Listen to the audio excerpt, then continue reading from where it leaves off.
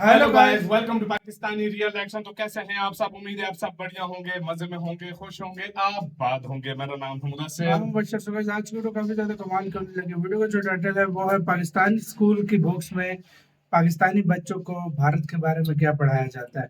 मतलब भारत के बारे में पाकिस्तानी बुक्स में क्या पढ़ाया जाता है बच्चों को, वो हम देखेंगे। फैक्ट बाय का वीडियो, इनकी वीडियो का लिंक मिल जाएगा आप लोगों को डिस्क्रिप्शन में। बाकी बातें करते हैं बाद में, पहले देखते हैं काउंट करते हैं स्टार्ट। हेलो भाई लोग, मैं हूँ फैक्ट भाई। और क्या आपको पता है 1965 का वॉर इंडिया नहीं पाकिस्तान जीता था और पूरा इंडिया पाकिस्तान के कब्जे में चला गया था। पर दरिया दिली दिखाते हुए पाकिस्तान ने जीता हुआ सारा हिस्सा इंडिया को वापस लौटा दिया। ना ऐसा हम नहीं, पाकिस्तान की इस स्कूल बुक में लिखा हुआ है। लेकिन बस इतना ही नहीं, हिंदुस्तानी काफिर हैं, धोखेबाज हैं। ऐसा बच्चों को 4th स्टैंडर्ड से ही सिखाया जाता है। फिर यही नादान बच्चे ऐसा कुछ कह देते हैं। इनको रहने नहीं देना चाहिए, जब तक मुसलमान नहीं बनेगा तब तक इधर न रहने दे। मतलब यहाँ के जो हिंदू हैं उनको इस्लाम कबूल करवाना चाहिए जी।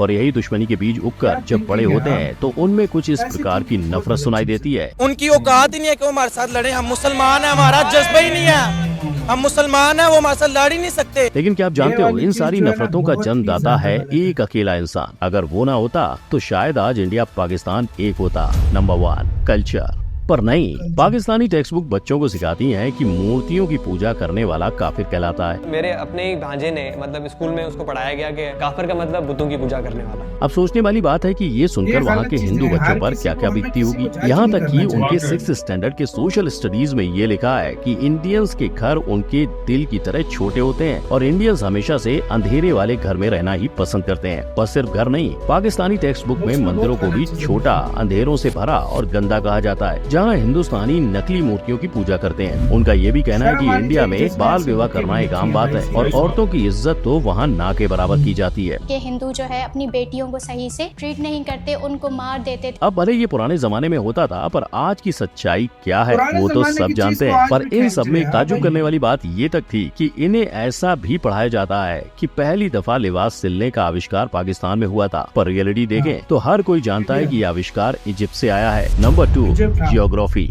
8th स्टैंडर्ड के बच्चों की बुक्स में तो इंडियंस को ही धोखेबाज कहा जा रहा है। मकसद ये था कि किसी न किसी तरह अंग्रेज की गुलामी से निजात मिले, लेकिन हस्बे आदत हिंदू ने मुसलमानों के साथ हर जगह धोखा किया। दरअसल उनका कहना है कि जब ब्रिटिशर्स इंडिया में राज कर रहे थे तब उन्हें भगाने में मुसलमानों ने हिंदुओं का साथ दिया था, पर उसके बदले में पार्टीशन के रूप में हमें सिर्फ धोखा मिला। लेकिन अगर एक्चुअल हिस्ट्री की बात करें तो बंटवारे से पहले 1906 को ढाका में एक मुस्लिम लीग बनाई गई, जिसकी हार 1937 के चुनाव में कांग्रेस पार्टी द्वारा हुई। फिर कांग्रेस ने आम जनता को साथ के चलना शुरू किया, पर इस वजह से यूपी, बंगाल और पंजाब के मुस्लिम जमींदारों को खतरा महसूस होने लगा। उन्हें लग रहा था कि ऐसे ही चलता रहा तो कांग्रेस पार्टी आम लोगों को बढ़ावा देगी और हमारा रुतबा कम हो जाएगा, हमारी जमीन जायदाद सब में बांट दी जाएगी। और इसी वजह से अपने रुतबे को बचाने के लिए उन्होंने इंडिया पाकिस्तान पार्टीशन की नींव रखी।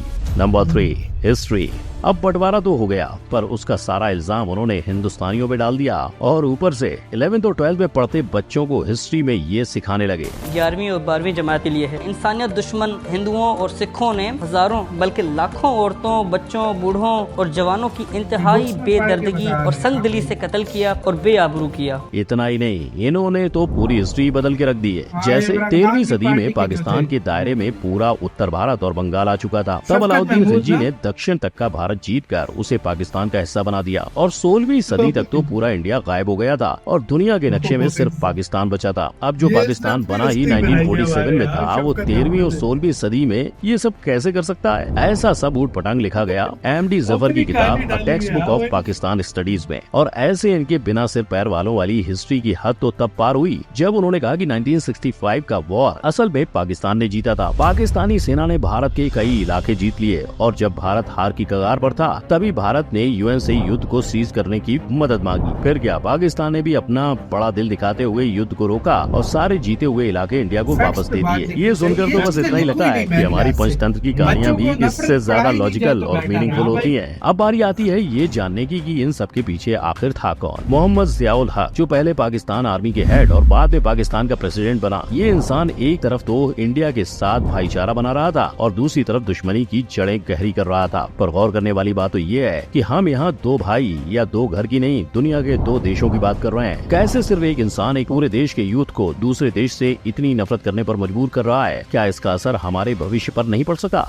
Number 4, social impact. क्योंकि सोचो, अगर एक मासूम बच्चा स्कूल में बैठा है और अचानक से पढ़ते वक्त टीचर ऐसी बात सिखा दे कि जिससे पूरा क्लास उस बच्चे को ऐसी नजरों से देखे जैसे उसने कोई गुनाह किया हो, तो और यही पाकिस्तान में इसके साथ हुआ था। ऐसी चीजें हम पढ़ते थे तो इस तरह से होता था कि सब क्लास के जो लोग होते थे मेरी तरफ एकदम से देखते थे। दुश्मनी के लेसन तो मानो आम बात है उनके सिलेबस की, पर इनकी इसी शिक्षा का आज नतीजा प्यू रिसर्च सेंटर की स्टडी में सामने आया है, जिसमें बताया गया कि पाकिस्तान पूरी दुनिया में तीसरे नंबर पर आने वाली इंटॉलरेंट कंट्री है। अब ऐसे गलत इन्फॉर्मेशन देकर लोगों को गुमराह करोगे तो लोग तो इन्फ्लुएंस होंगे ही। और ये बात खुद पाकिस्तानी राइटर और हिस्टोरियन के अजीज भी अपनी बुक मर्डर ऑफ हिस्ट्री में कही है, जो यूके की यूनिवर्सिटी से पढ़े हैं। और शायद जब वो पाकिस्तान से निकलकर बाहर पढ़ने गए तब उन्हें असली हालातों का पता चला होगा, जिस वजह से उन्होंने ये तक कहा है कि पाकिस्तानी टेक्स्ट बुक कई सारे एरर्स, गलत उदाहरण, गलत डेफिनेशंस और झूठे बयान से भरी हुई है। कई जगह पर तो सरासर झूठ, आधा सच और वन साइडेड ओपिनियन बताए गए हैं। अब एक और पाकिस्तानी टेक्स्ट बुक में इंडिया के बारे में गलत बोल के झूठा इतिहास सिखाया जा रहा है। वहीं दूसरी ओर इंडिया में जो सच्चाई है वो ही सिखाई जा रही है, जिसकी वजह से इंडिया में आज हिंदू और मुस्लिम प्यार से रह रहे हैं और अपना कीमती वक्त फिजूल की बातों में ना गवा के तरक्की में लगा रहे हैं। पर कुछ पाकिस्तानी प्रोफेसर हैं जो सच का साथ देना चाहते हैं। लेकिन मेरा ये कहना है कि कम से कम हमें दानिस्ता झूठ जो पैदा किए गए हैं उन्हें निकाल देना चाहिए। वो जानते हैं कि उनके स्टूडेंट्स की मेंटेलिटी पर क्या असर हो रहा है। Number 5, opinions. ये सब आप भी देख सकते हो कि कैसे जब एक रिपोर्टर ने युवाओं से इंडिया के बारे में सवाल किए तो उनकी उस पर क्या राय निकल के आई। उनकी औकात ही नहीं है कि वो हमारे साथ लड़े। हम मुसलमान हैं, हमारा जज्बा ही नहीं है। हम मुसलमान हैं, वो हमारे साथ लड़ ही नहीं सकते। ये बातें सुन के साफ समझ आ रहा है कि लोगों का ब्रेन वॉश किस हद तक किया गया है। और सिर्फ युवा नहीं, टीनेजर बच्चों के दिमाग में भी ऐसा ही कुछ भरा गया है। इतनी नफरत दिमाग में आ कहां से रही है। और जब उन्हें पूछा गया कि असल में कौन करता है लड़ाई, तो बच्चों ने कहा इंडिया वाले करते हैं ज्यादातर। और शायद ये सिर्फ पाकिस्तानी एजुकेशन ही नहीं, मीडिया इन्फ्लुएंस का भी असर है, क्योंकि इसी असर के चलते बच्चों के मन में बदले की भावना तक जाग गई है। हाँ, वो उनके बदला लेंगे, वो उधर से उनका बदला लेंगे। अब सोचने वाली बात है कि ये टीनेजर्स आगे जाके पाकिस्तान का भविष्य बनेंगे और यही बच्चे आज इंडिया को एक देश तक मानने से इनकार कर रहे हैं। इंडिया कैसा मुल्क है? कोई मुल्क नहीं है। तो आपको क्या लग रहा है कि पाकिस्तान का फ्यूचर सही हाथों में जा रहा है? इंडिया के बारे में सुनते ही पहली चीज माइंड में क्या? वो हमारा सबसे बड़ा दुश्मन है, पाकिस्तान का सबसे बड़ा दुश्मन है। और क्या नाम है, हमेशा हमारे से हारता रहा है और नफरत फैलाता है। हमारे वहाँ पे मुसलमान बहन भाई हैं, वहाँ पे जुल्म करते हैं उनपे। लेकिन पाकिस्तान में अभी भी कुछ प्रतिशत जर्नलिस्ट हैं जो लॉजिक का साथ देते हुए नजर आते हैं। अब इलाज क्या है? वो हिस्ट्री जिसको बवजूद मर्डर किया गया, वो हिस्ट्री जिसको बवजूद डिस्टॉर्ट किया गया या रोमांटिसाइज किया गया। जिनके साथ साथ पाकिस्तान के फेमस मैगजीन डॉन ने एक रिपोर्ट तैयार की थी, जिसमें उन्होंने 100 से ज्यादा टेक्स्ट बुक को छाना और स्कूल्स में जाकर स्टूडेंट और टीचर्स से मशवरे किए, जिसके साथ साथ वो कई मदरसों तक में इसकी जांच करने चले गए। और इसमें उन्हें पता चला कि पाकिस्तानी टेक्स्ट बुक में बाकी दुनिया के बढ़ते वजूद से इस्लाम को खतरे की बात हो रही है। पर ये सारी बातें जो टेक्स्ट बुक में छाप रहे हैं वो बेबुनियादी है। अब क्या लगता है भाई लोग, ऐसा करने का कारण क्या हो सकता है? Of course politics.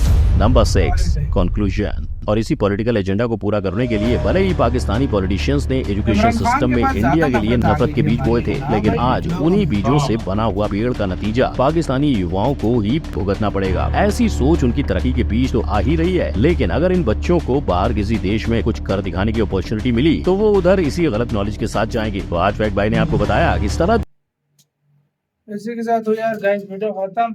यार ये इमरान खान की हुकूमत में ना, पहले तो चलो थोड़ा बहुत था ना, लेकिन इमरान खान के हुकूमत में वो शफकत महमूद जो था, उसको खुद तालीम का कुछ पता नहीं था। कुछ बेसिक फैक्ट्स मैं बताता हूँ आपको। ये हुआ क्या, असल में ठीक है आप पार्टी चला रहे हो, सब कुछ करा रहे हो, लेकिन आप अगर नेगेटिविटी लोगों के जहन में भरोगे ना, बच्चों के वो स्पेशली, उसका नतीजा हमने 9 मई को देखा है, जो उन्होंने लोगों ने अपनी कंट्री को जलाया, अपने कंट्री को जलाई है। उस चीज ये जाहिलियत का नतीजा, ये नतीजा अपने उन बेवकूफ लोगों ने अपने मुल्क को जलाया। तो ये इसी जाहिलियत का नतीजा, जाहिलियत का ये उदाहरण है। मैं आपको इसका नतीजा बता रहा हूं। पहले तो उसका ये है, मेरे लिहाज से पहले ये चीजें होनी नहीं चाहिए, ये चीजें सिखानी नहीं चाहिए, ताकि बच्चों को ये चीजें बताओ ही नहीं यार। उनको एक अच्छी चीज बताओ, उनको साइंस के बारे में बताओ, दुनिया कैसे चल रही है आजकल उसके बारे में बताओ। हाँ।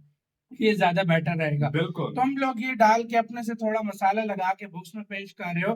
हमने भी खुद बुकें पढ़ी थी, हम कहते थे वाह यार क्या बात है। उस टाइम जब छोटे होते थे, जब हमने रैप किया पूरी दुनिया में, जब हमें फैक्ट्स पता चले, सब कुछ पता चला, हमने कहा ये क्या हमने कहा यार हमसे अभी तक ये झूठ बोलता है सब कुछ। मैं आपको सच्ची बात करता हूँ, देखिए हमारे लोग ऐसे हैं, वो ये समझते ही नहीं है। वो ये कहते हैं कि भाई हम ही हैं सब कुछ, और कोई भी नहीं है। अगर आप लोगों के पास अगर तालीम नहीं है तो आप इसी तरह धक्के खाते रहोगे। सही बात। देखो आप लोगों ने, इंडिया के लोगों ने एजुकेशन हासिल की, उन्होंने अपने बुक्स में ये नहीं पढ़ाया कि इंडिया हमारा दुश्मन है, पाकिस्तान हमारा दुश्मन है, कि नहीं है। उन्होंने बेसिक बताया कि जंगें हुई थी, बेसिक मतलब जंगें जम्मू का भी नहीं लिखा, मतलब अक्सर लिखा भी हो तो भाई यही लिखा हुआ है कि मतलब हाँ ये हमारे बीच में फाइट हुई थी, बाकी इधर पूरी लेकिन ये नहीं बताएगा।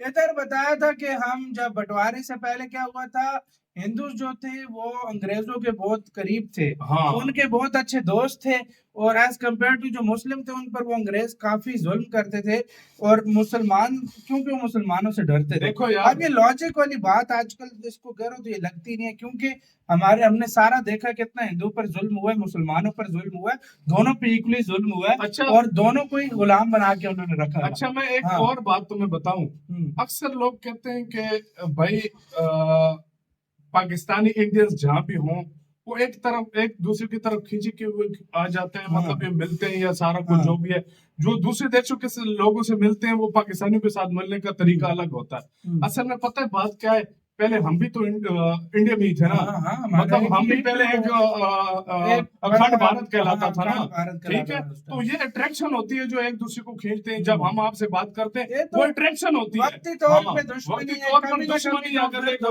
वाकई में ये दुश्मनी ये दुश्मनी बनाई गई है, दुश्मनी थी नहीं बनाई गई अगर देखा अपनी पॉलिटिक्स चमकाने के लिए लोग बनाता है। तो ये चीजें आपका क्या कहना है सारे मामले पे, अपनी राय कमेंट सेक्शन में अपना बहुत ज्यादा ख्याल रखिएगा। 2000 रुपए।